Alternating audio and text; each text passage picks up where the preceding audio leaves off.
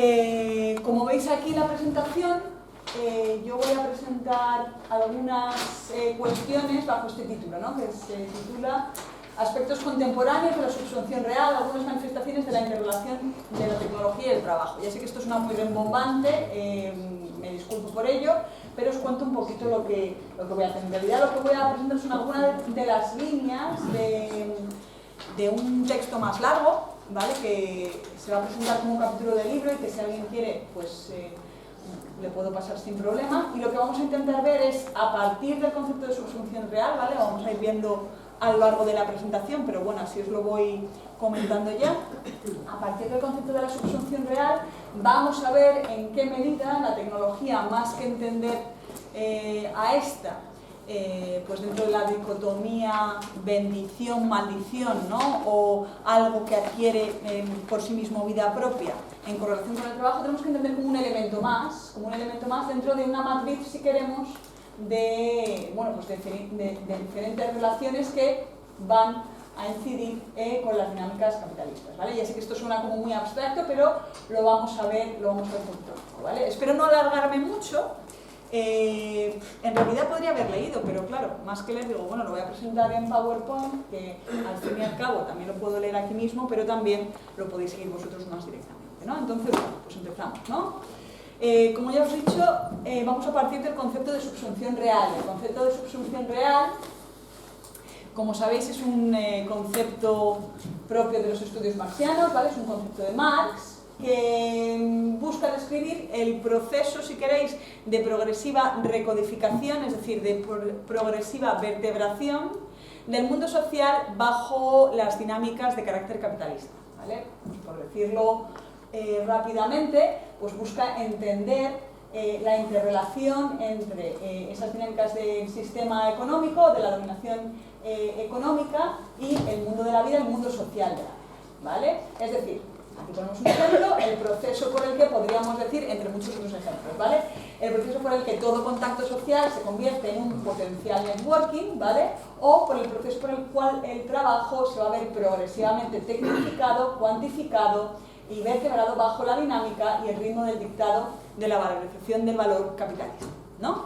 Entonces, dentro del concepto de subsunción real, tenemos dos tipos, ¿vale? Que se corresponden de manera inexacta al proceso mismo de expansión capitalista global, ¿vale? Digo de manera inexacta porque no podemos entenderlo como un proceso en el cual el proceso de expansión capitalista se corresponde de manera clara y distinta y de forma directa con el propio proceso de desarrollo histórico del capitalismo, porque ya sabemos que los desarrollos del capitalismo son siempre desiguales teniendo en cuenta el territorio, ¿no? Pero en cualquier caso, hay dos tipos de subsunción que podríamos, que son la subsunción formal y la subsunción real del trabajo respecto del capital, ¿vale? En primer lugar, la subsunción formal. La subsunción formal no modifica el proceso mismo de trabajo.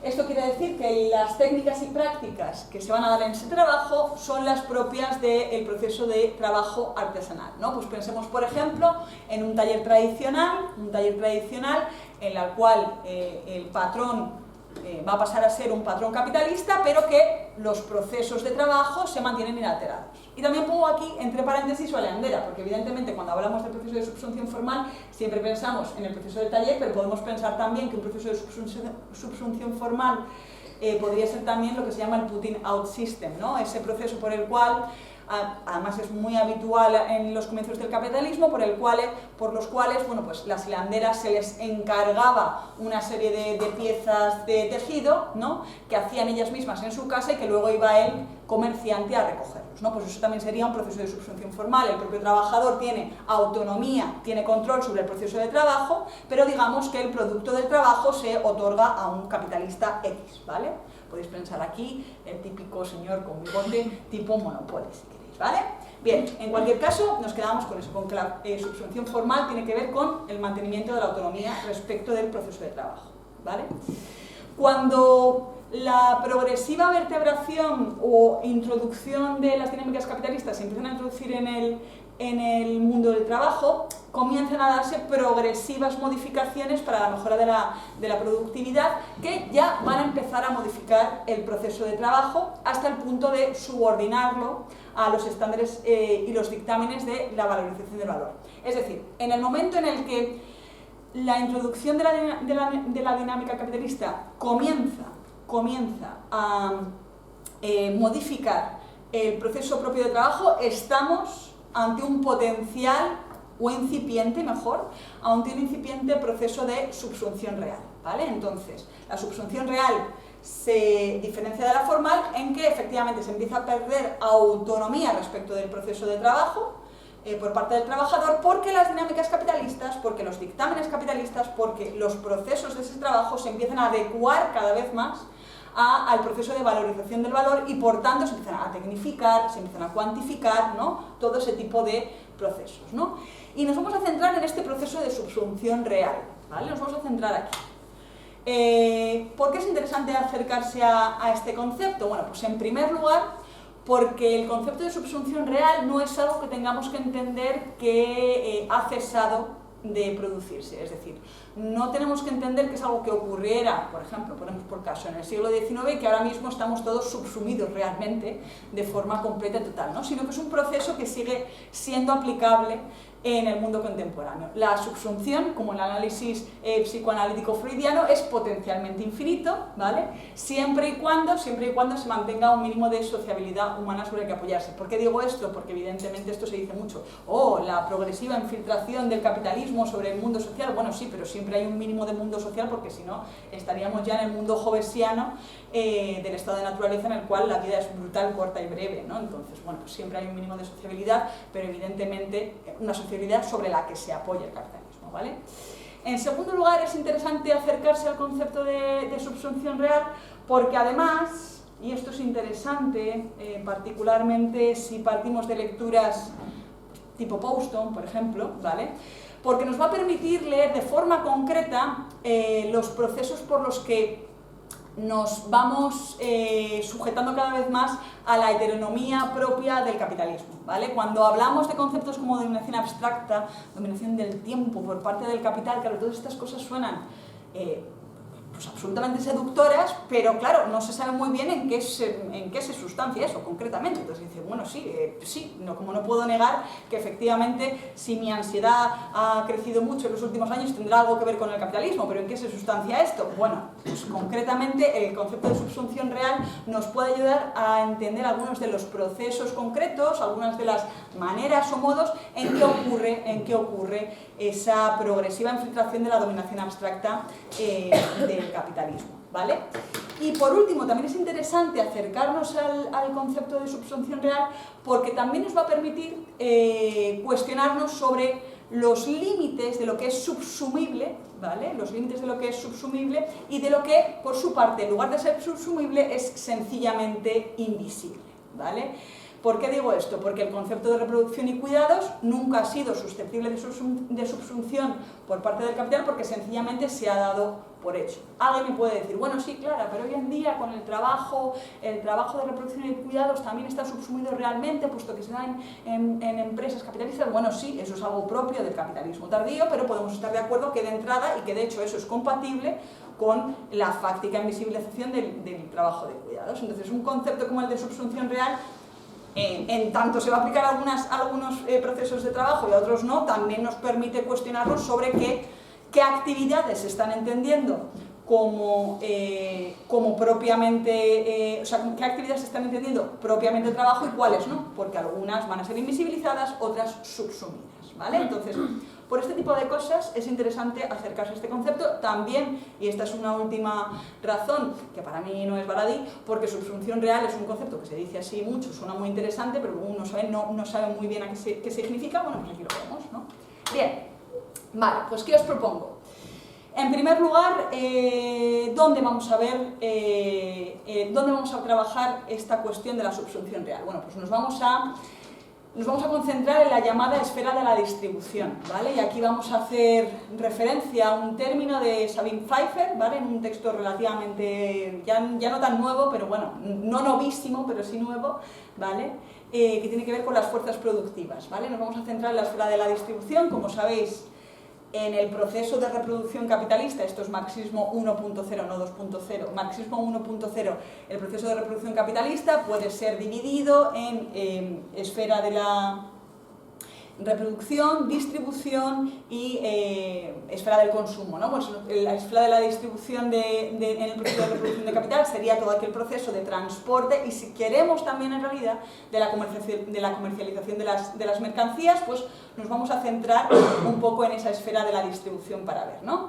Después vamos a pasar al cómo, es decir, cómo vamos a ver implementado este proceso de subsunción real. Bueno, pues vamos a ver que este proceso de subsunción real se va a dar respecto de, o se va a concretar, mejor dicho, en ciertas medidas, en ciertas actividades, en ciertos recursos de optimización logística que se van a desarrollar por las tecnologías digitales. Es decir, que vamos a tener que van a ser las tecnologías digitales las que van a permitir esa subsunción real respecto de ciertas actividades que se van a dar en la esfera de la distribución, ¿vale? Entonces, sí, que se van a concretar, de hecho, más concretamente en esa cuestión de la optimización logística, ¿vale? Esto es muy importante. ¿Y cómo va a darse esa optimización logística? Lo vamos a ver también. Pues se va a dar en tres áreas diferenciadas.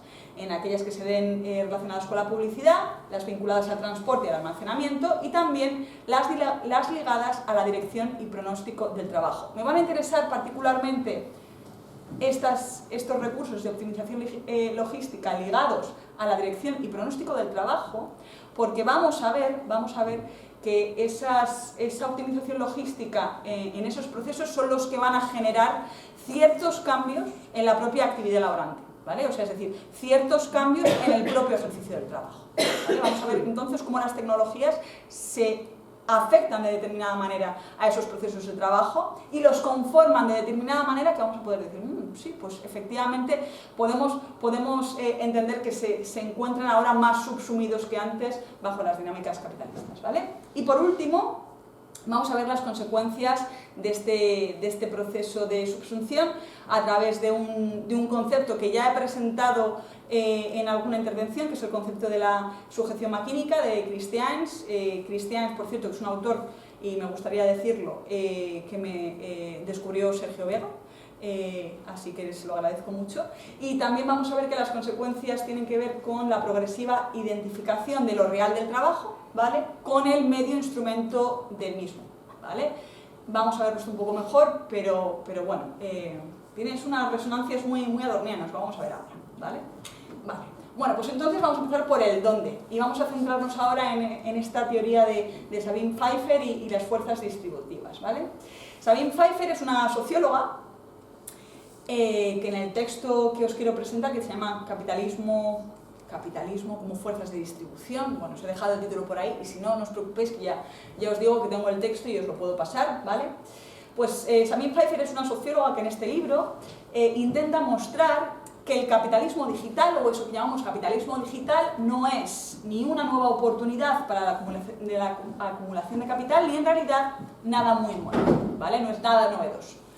¿Por qué? Porque en realidad lo más central, lo más relevante que ha hecho la digitalización, en opinión de esta socióloga, es que ha hecho que las fuerzas de distribución del capital adquieran mucha importancia, ¿vale? Esto es como lo más característico de esta época. Entonces, según el esquema clásico marxiano, yo os lo he dicho antes, la reproducción de capital, es decir, esa acumulación del capital por efecto de la valorización del valor, se divide entre los procesos de producción, es decir, la fabricación, la elaboración de las mercancías, la distribución, consistente en el transporte, en el almacenamiento, la puesta a disposición de las mercancías, y el consumo, ¿no?, que podríamos decir que es el momento de realización del valor de la mercancía, y al mismo tiempo es un proceso cuya efectiva realidad de decidir el consumo ya ocurre fuera del circuito capitalista, ¿no? Entonces, se realiza en el momento que desaparece, si queremos, de la escena de acumulación, de valorización del valor, ¿vale? Tenemos que tener en cuenta que en un contexto como en el que nos encontramos hoy en día, tanto capitalista, en el que hay una extrema competitividad entre capitales por efecto de una sobreproducción mercantil, ¿vale? Esta es la tesis de Benanaz. En este contexto, la esfera de la distribución, ¿vale? esta esfera que se dedica al transporte, al almacenamiento, a la puesta a disposición de las mercancías, adquiere particular importancia. ¿Por qué? Porque puede ser el elemento que, por decirlo de alguna manera, haga visibles a las mercancías, algo que es evidente que en un proceso, en una situación de sobreproducción de capital, bueno, pues es evidente que resulta particularmente interesante, ¿no? Hacer visibles de alguna manera a las mercancías, porque en esta medida también se hacen realizables, ¿no? Si hay muchas mercancías en un contexto de sobreproducción mercantil, es evidente que las mercancías cada vez más nos tienen que gritar para ser compradas, ¿no?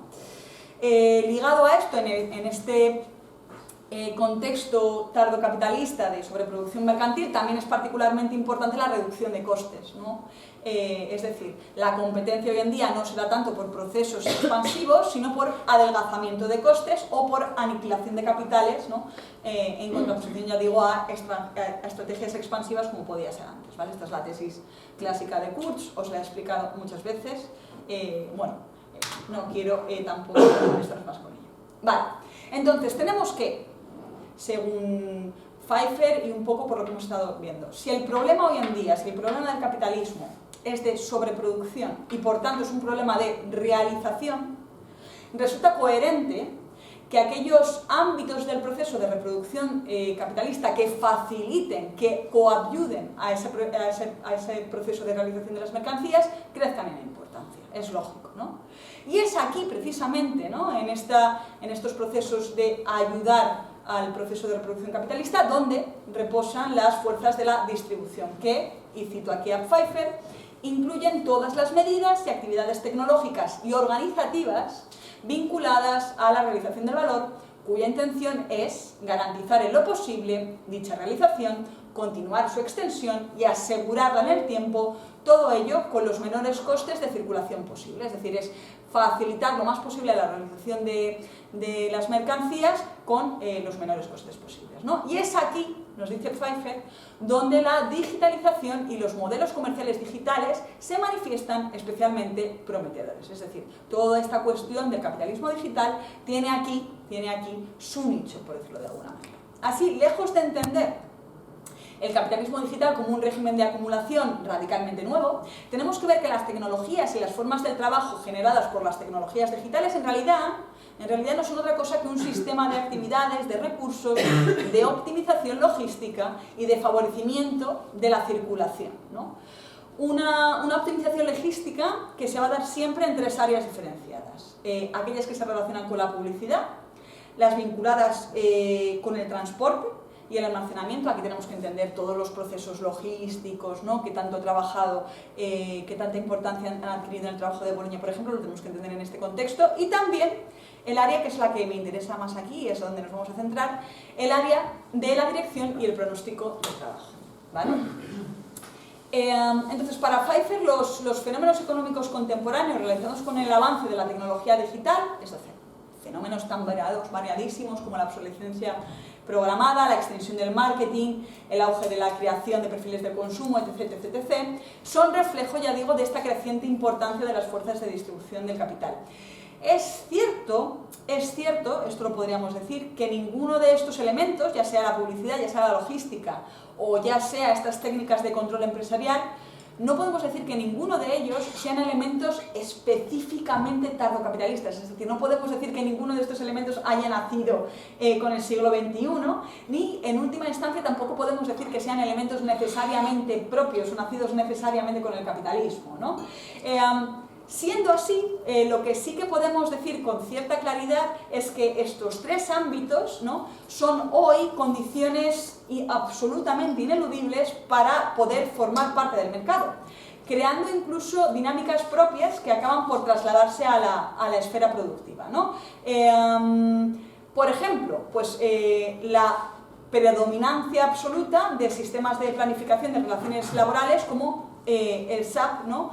y su incidencia, lo vamos a ver ahora en la práctica del trabajo, esto es en lo real del trabajo. ¿Y qué es esto del sistema SAP? Ya os digo que el sistema SAP, por recapitular un poco y porque vamos a introducirnos un poquito más en eso, podemos decir que es un sistema de optimización, ¿vale?, de planificación de las relaciones laborales. Es decir, que lo tendríamos, si queréis, estaríamos, si queréis, en ese tercer ámbito que nos ha mencionado Pfeiffer, en que consisten las fuerzas productivas, ¿vale? La organización del trabajo, organización y control del trabajo. Tenemos un elemento propio de las tecnologías digitales, que es el SAP, que es un sistema de planificación de relaciones laborales, ¿vale? Bueno, pues ¿qué hace este sistema SAP?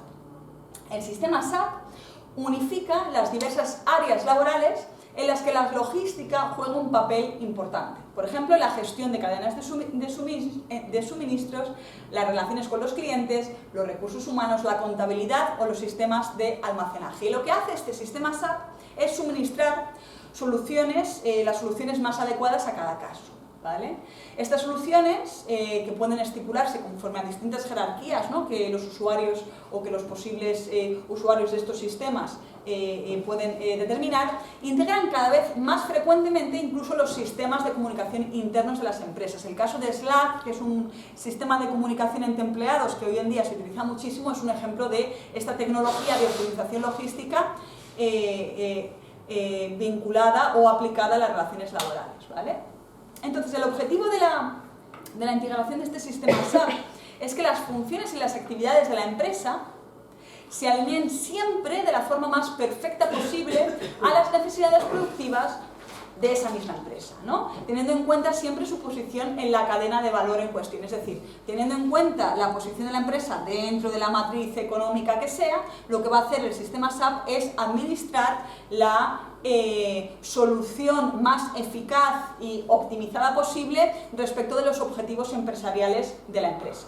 ¿Cuáles son las consecuencias respecto de la actividad laboral con la utilización de este tipo de tecnologías como la tecnología SAP? Bueno, pues las que podemos prever, ¿no? Que se está imponiendo una forma de gestión del trabajo y de los procesos empresariales que cada vez más adquiere un carácter tecnocrático y crecientemente inflexible, ¿no? Y esto se manifiesta en cuestiones como que cada vez tienen más importancia los métodos de evaluación y de rendimiento numérico por encima de elementos como la conformidad a los procesos establecidos. Aquí podemos recordar todo el discurso de Jung respecto de los métodos de evaluación, y que también se manifiesta en el favorecimiento autoimpuesto de procesos de racionalización y de optimización empresarial por encima del cumplimiento de los objetivos empresariales rectores. Esto quiere decir, esto del favorecimiento autoimpuesto de los procesos de racionalización, claro, suena muy rimbombante, pero en realidad lo que estamos diciendo es que el sistema SAP, por decirlo de alguna manera, va a favorecer el cumplimiento de los aspectos formales de los objetivos empresariales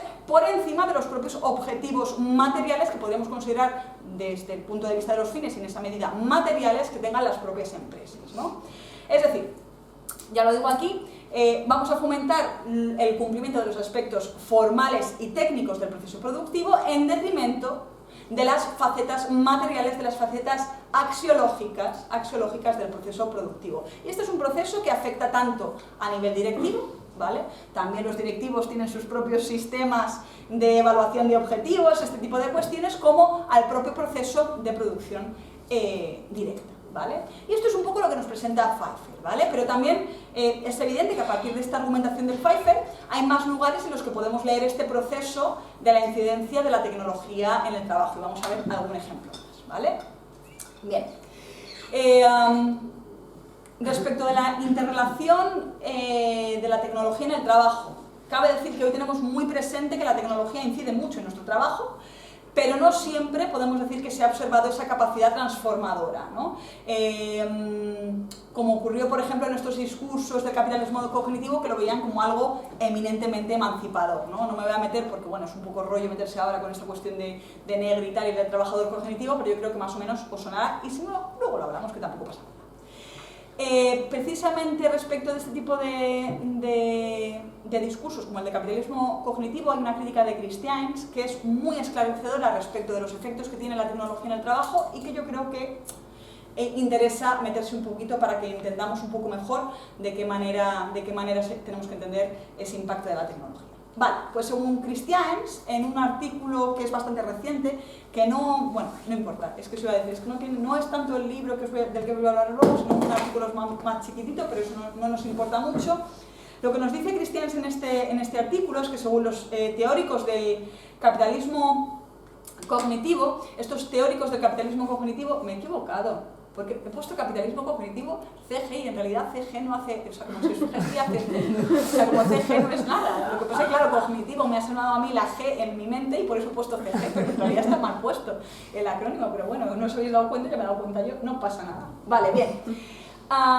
Pues según Christians, los teóricos del capitalismo cognitivo se basan en una específica lectura de una parte muy particular de los Grundrisse de Marx, que es la parte de los Grundrisse de Marx en la que Marx habla del General Intellect. En esta parte de los Grundrisse, Marx habría explicado que la creciente composición orgánica del capital, claro, palabra, composición orgánica del capital. ¿Qué queremos decir con esto de la composición orgánica del capital? Es decir, de la creciente, o sea, como aquel proceso, la composición orgánica es aquel proceso, o sí, aquel término que nos habla de la importancia y centralidad tanto de la maquinaria y el know-how, ¿vale? O sea, como el saber tecnocientífico dentro de un proceso productivo. Es decir, cuanto más importancia adquieren elementos como la maquinaria y también el saber tecnocientífico, o sea, como las dos cosas, en el proceso general de reproducción de capital, podemos hablar de una mayor composición orgánica del capital, ¿vale?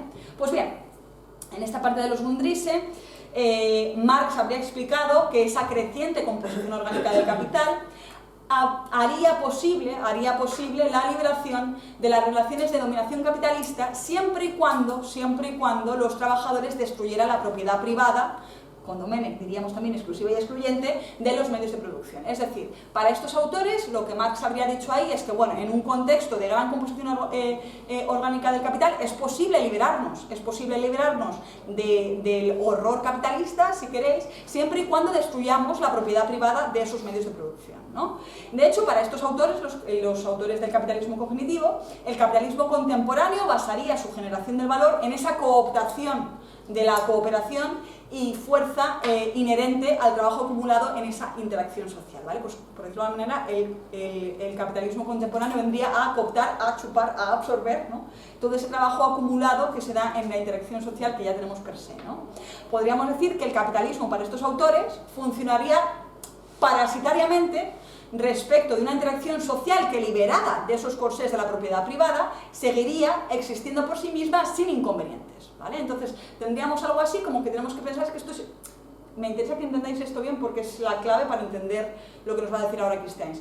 Podríamos decir que para estos autores el capitalismo viene a chupar unas fuerzas sociales, ¿no? Unas fuerzas sociales que desprendidas del capitalismo seguirían existiendo de la misma manera por sí mismas y sin ningún inconveniente, pues, de estas cosas, de una distribución de la riqueza terrible, ¿no?, pues como es bajo la distribución capitalista, ¿vale? Bien, esta explicación de los teóricos del capitalismo cognitivo reposa sobre una concepción instrumental de la tecnología en Marx que Christians no comparte. ¿Por qué? Bueno, pues Christians, basándose en lo establecido por Agamben en el uso de los cuerpos y en una específica lectura del término órgano consciente, con el que Marx se refiere al trabajo en un contexto tecnologizado y científico-técnico, muestra que Marx, ¿vale?, podría haber tenido una visión menos optimista de la tecnología de lo que creen los teóricos del capitalismo cognitivo. ¿Por qué? Porque nos dice Christians que Marx, con este uso del término órgano consciente que proviene de Aristóteles, ¿vale?, donde en Aristóteles se utiliza para referirse al modo en que los hombres hacen uso de los instrumentos, incluidos los de carácter humano, como los esclavos, ¿vale? Christians indica que parece que Marx quería indicar que en un contexto de intensa composición orgánica del capital, los trabajadores, ojo, esto es lo fundamental, se convierten en apéndices instrumentales, en apéndices de esa matriz generada por el General Intellect. Y en esta medida podemos decir que los hombres empiezan a convertirse en accesorios vivientes del capital, ¿vale? ¿Significaría esto que somos meros autómatas? No, desde luego que no, pero sí seríamos menos autónomos, ¿no? Claro, y para entender esto un poco mejor, que no nos quede como una cosa como, bueno, de repente ahora la tecnología nos va a venir a chupar el cerebro o algo así, yo creo que es muy útil entender la tecnología como añadir un elemento más y entender la tecnología como un elemento más dentro de la conformación de la matriz, y esto lo voy a explicar, ¿vale?, porque va a sonar como un poco raro, que constituye el sistema metabólico capitalista, ¿vale? vamos a explicar esto porque tenemos que entender metabolismo en términos de Mao. Entonces, para desligarnos un poco, si queremos, de esa concepción de la tecnología como un mero, digamos, como algo que nos domina absolutamente, tenemos que entender la tecnología como un elemento más dentro del sistema metabólico capitalista. Entonces vamos a ver esto que significa sistema metabólico capitalista, ¿vale? Y esto lo tenemos que entender con Mao. Entonces vamos a ver, Mao, si no luego lo explico quién es Mao, si alguien tiene, pues que supongo que en realidad la mayoría lo conoce aquí, pero si no, alguien tiene alguna duda, luego lo aclaro, no os preocupéis.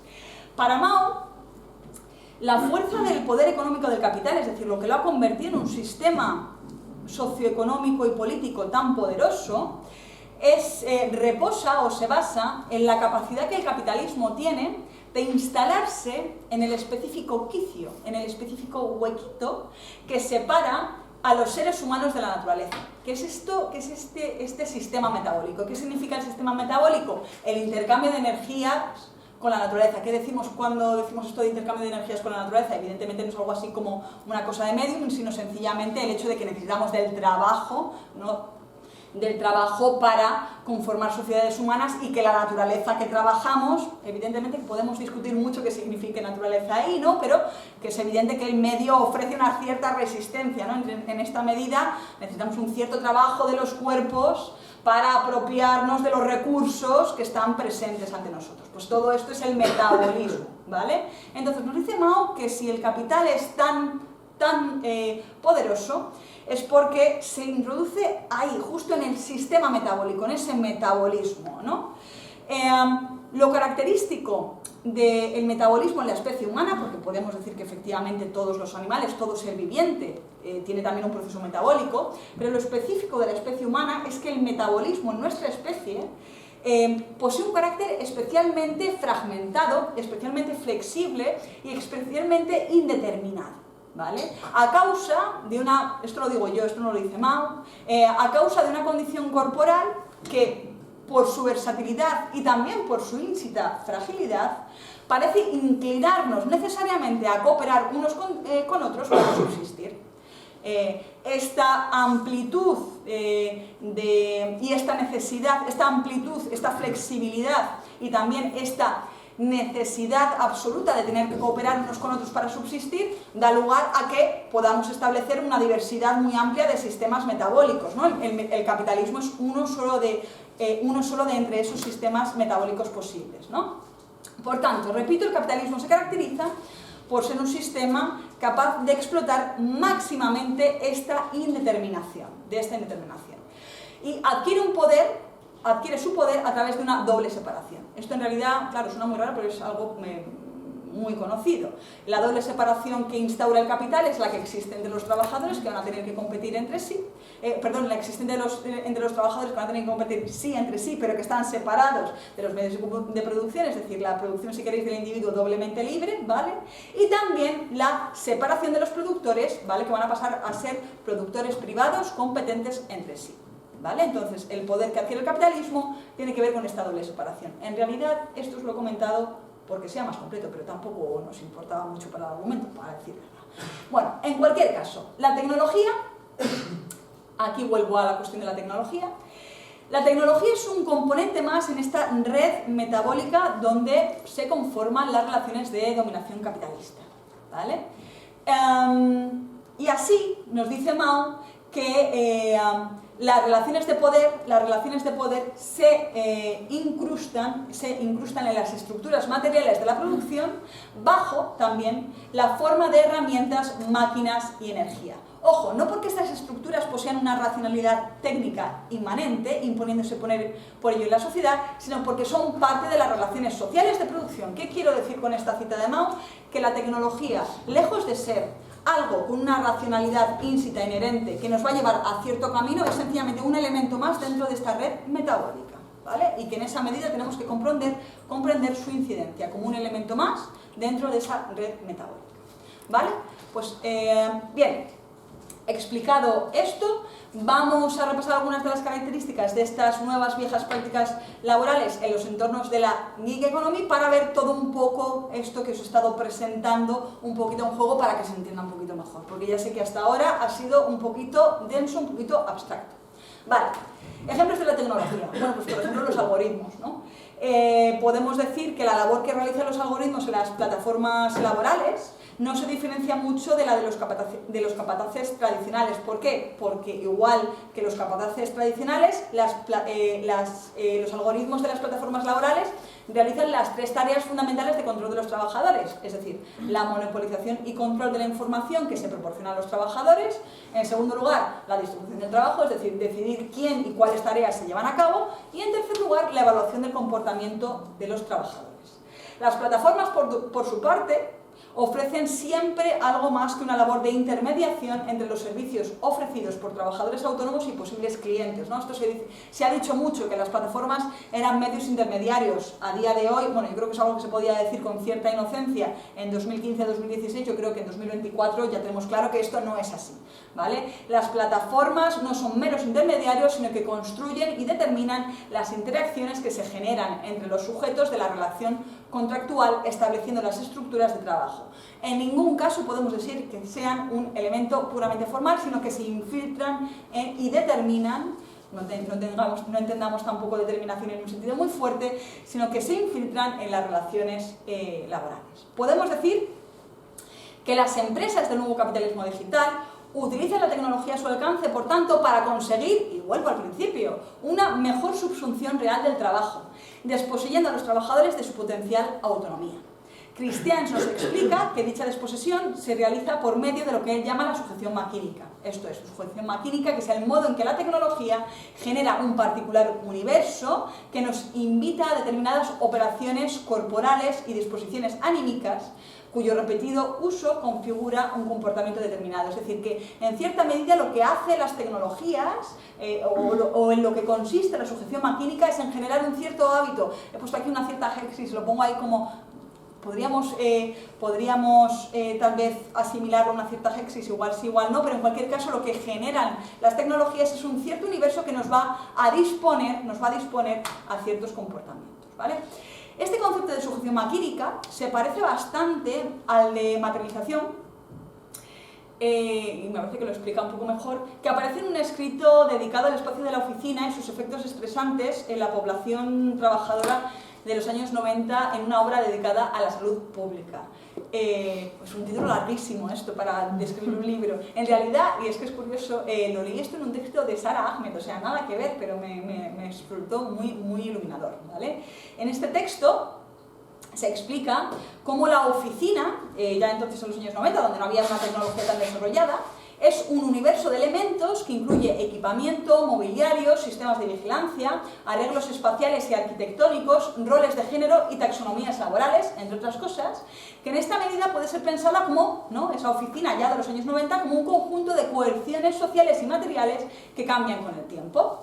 Como vemos, la oficina se entiende aquí como un escenario posible de ese complejo metabólico de Mao, ¿no? Es decir, como un paisaje concreto que plasma, que materializa un conjunto de relaciones complejo que conforma al fin y al cabo lo que al final es la heterodeterminación en el sistema capitalista. Siendo así, la materialización, para ya redondear todo, se define como aquel proceso por el que se hace posible que conjuntos históricamente específicos de tecnologías, personas y prácticas empleen, manipulen, usen de forma concreta objetos y circunstancias, en este caso la oficina, ¿no?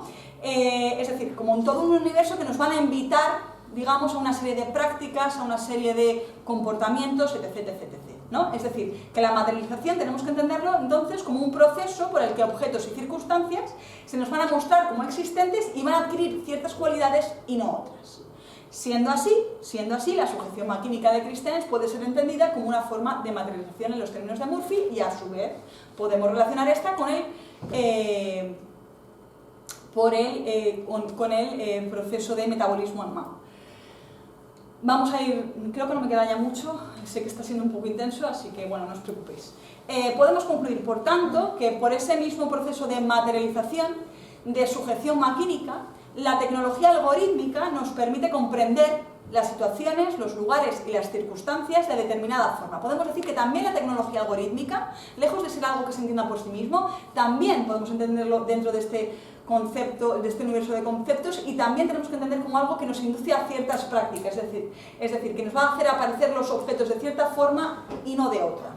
Y esto no es baladí, porque las empresas de la economía digital, conscientes de los mecanismos que dan lugar a esos universos de sentido, a esas prácticas, a esos automatismos que genera la tecnología, van a buscar acrecentar y explotar al máximo tanto la subordinación de los trabajadores a los dictados del capital, como el tiempo de potencial consumo de quienes usamos esas aplicaciones o plataformas, ¿vale?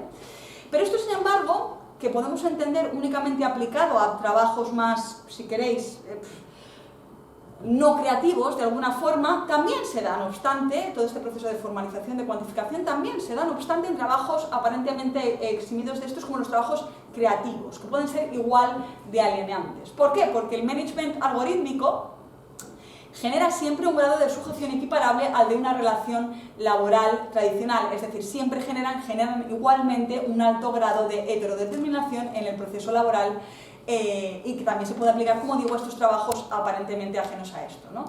Esto se ve muy bien en el ejemplo de las prácticas que se dan en la plataforma YouTube, ¿vale? Un reciente estudio etnográfico, reciente, del 2021, que se realiza en el entorno laboral, tanto empresarial como individual estadounidense, ligado a las plataformas, muestra que lo que hace YouTube es buscar activamente en sus creadores de contenidos una cierta homogeneización de prácticas, una cierta también homogeneización de informaciones y de diseños de los contenidos que se suben a la plataforma, ¿no? Siempre con el objetivo de satisfacer la demanda de la audiencia definida en los términos de la plataforma. Claro, esto es absolutamente fascinante. Satisfacer la demanda de la audiencia definida en los términos de la plataforma, esto es decir, nada. O sea, como definida en los términos de la plataforma es que tenemos que cumplir los objetivos que en cada momento diga la empresa que son los objetivos, ¿no? Entonces aquí vemos como la absoluta imposición de los criterios formales como criterio axiológico, ¿no? Es fascinante esto, ¿no?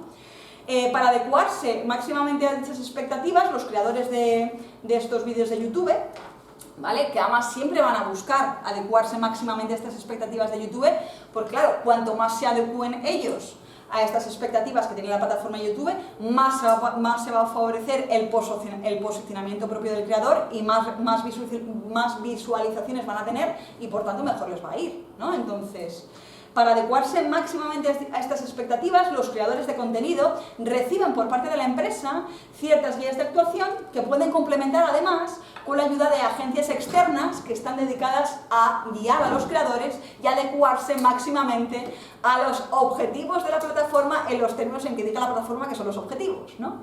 Todo ello desemboca en una producción cultural que se realiza por individuos atomizados y crecientemente orientada al mercado, que genera un panorama que explica que la mayor fuente de alienación del trabajador cultural investigado, lo dicen los propios participantes en el estudio, sea la escasa estima al producto de su creación, que siempre consideran poco valioso, ¿vale? O sea, como es algo que repiten constantemente esos creadores de contenido de YouTube, que les parece que lo que hacen es, pues básicamente, muy malo, una basura, ¿no? Vale. Ya para terminar, ya voy terminando, me parece que me quedan como un par de diapositivas nada más. Podemos decir que es evidente que las transformaciones laborales que he mencionado aquí se manifiestan o se reflejan en muchos más aspectos relacionados con la actividad laboral, ¿no?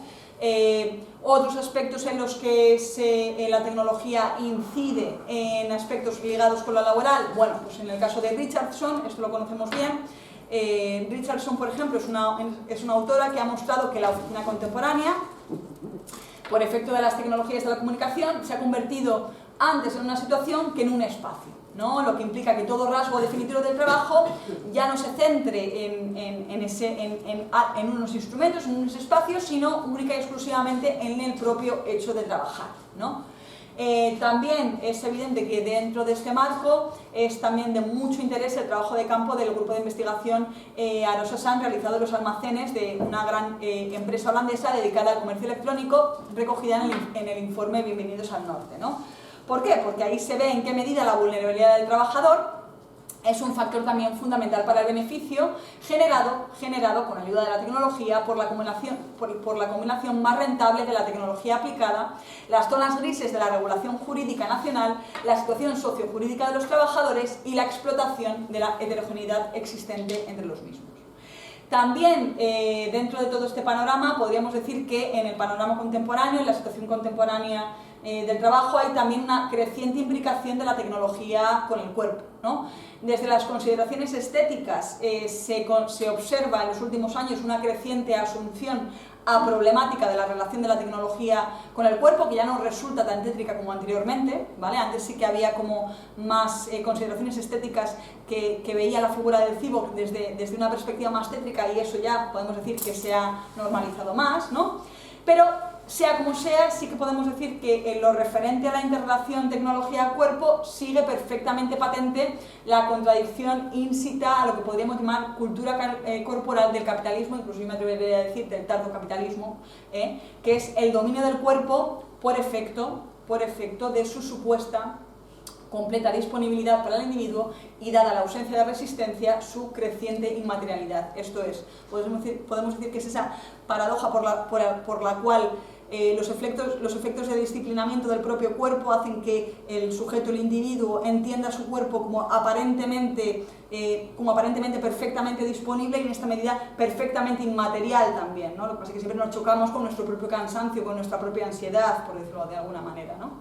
Una contradicción que es siempre irresoluble, que, como digo, se hace patente en el aumento de las dolencias corporales, ¿no? Este es el trabajo de Pablo López Álvarez, como bien sabes, ¿no?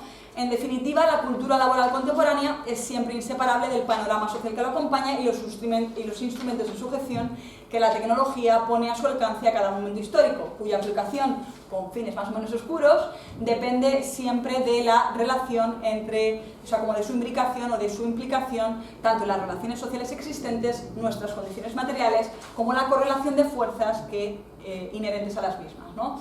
De esta forma, fenómenos propios de la vida laboral contemporánea, como la creciente atomización de los trabajadores, el aumento de la precariedad de la práctica del trabajo y el incremento de la fatiga mental, nunca pueden ser analizados de forma aislada, sino siempre en conjunto, ¿no?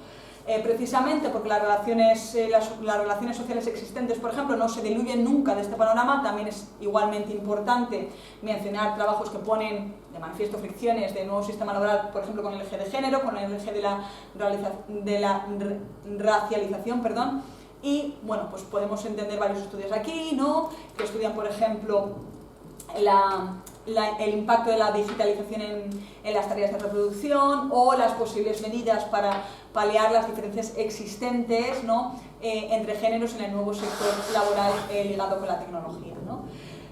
Lo comentado nos hace ver claramente que, lejos de ser un asunto parcial, la práctica laboral, como hemos visto, ofrece en realidad una perspectiva privilegiada desde la que observar tanto los malestares sociales y comunitarios en su conjunto, y esto siempre en correlación tanto con las condiciones históricas como las condiciones tecnológicas que a cada época se le hacen posibles, ¿no?